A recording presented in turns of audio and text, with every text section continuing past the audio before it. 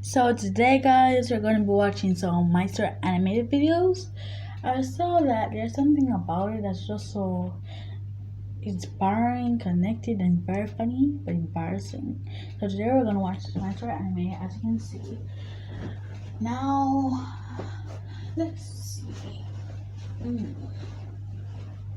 No one knew I am the prettiest girl until I am a man. Sounds a little bit catchy, but let's see it. Now we shout out Grace, Grace. Everybody in the shout out Grace, Grace. Hi, my name is Ava, also known as the Vampire Girl, and it's all because I had the meanest parents. But before I continue, please like and subscribe. I was born in a small town in Romania, and growing up, I realized that my parents were weirdos. For starters, they were always talking in whispers to each other, which was so annoying, and they never left the house. They wouldn't go out for work or even groceries. A box of supplies just mysteriously arrived every week. Every day, Dad would spend hours reading the newspaper and circling stuff on it with a red marker. Once when I was 4, I kept asking him to pour me cereal, but he kept ignoring me. So I leapt onto the table and put my foot in his bowl, spilling it all over his newspaper. And Dad went bonkers. Oh my God, do you realize what you've done? You're such a nuisance. Here, take the whole box. Just leave me alone, you idiot. Gosh, I wished I could just leave them forever. They didn't even love me. We never had any visitors, but when I was 5, Grandma came to see us once, and she brought me an adorable cat. I was so happy. But of course, my parents were not. A pet. We already have Ava. It's hard enough to take care of her. No, just take it back, please. No freaking way! I ran up to my room with the cat and slammed the door shut. But when I woke up in the morning, it wasn't anywhere in my room. I looked all over the house. Nothing. I just knew my parents had gotten rid of it. I screamed and cried, but they said they didn't know anything. Liars.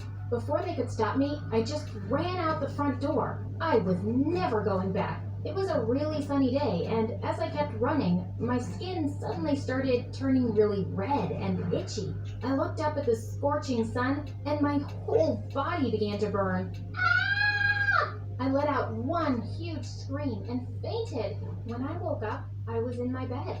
Mom told me the doctor had been to see me, and he'd said I was perfectly fine. No, that's not true. I'm not fine. The doctor is dumb. The sun almost killed me. My parents said I was crazy, but I knew they were evil, and I wasn't going to let them hurt me. So after that, I refused to let a single ray of sunlight touch my body, not even indoors. I covered myself from tip to toe, socks, track pants, hoodie, and a face mask. Only my eyes were visible. My parents almost fainted when they first saw me roaming around the house like a little ninja. The only time I removed my costume was when the sun was gone. I'd never go out during the day. I even insisted on being homeschooled. But by the time I was 13, my parents refused to homeschool me anymore. There's nothing wrong with you. Just go to school. It's been years since you last walked under the sun. It's because I'm allergic to the sun. You just want me to die? If you keep behaving this way, I swear I'll send you to your aunt's place in Norway. There's only sunlight there for 6 months. Gosh, they were unbelievable. And they thought I didn't know about their plan. Fine. But don't think I won't wear this costume to school. I will. And when people say you're weirdos for dressing me up like this, just know that you asked for it. I joined school in the 8th grade, and the minute I entered the classroom, everybody started laughing and whispering things like weirdo and freak. I ignored all of them and sat down quietly on the first empty seat. During lunch break, I stayed back in the classroom while everybody left, except for this one girl, Jessie. Ava, right? I'm just curious. Why are you dressed like a garbage bag? I'm allergic to the sun. Problem on the board. And as I was returning to my seat, I slipped on some water and fell on the floor. That's where your place is anyway, weirdo. I ignored Jessie's stupid pranks, but one day she went too far. I was standing under some shade and enjoying a baseball match when suddenly Jessie came out of nowhere and dragged me into the sun. She started to pull my hoodie off, and I bit her hand really hard and ran away as she screamed, "You crazy freak! Are you a vampire?" And that's how I got my name, Vampire Girl. I could hear people calling me a monster, but I didn't care. At least the bullies were a little scared of me now. A few days later, the teacher introduced a new kid, Nick, to our class.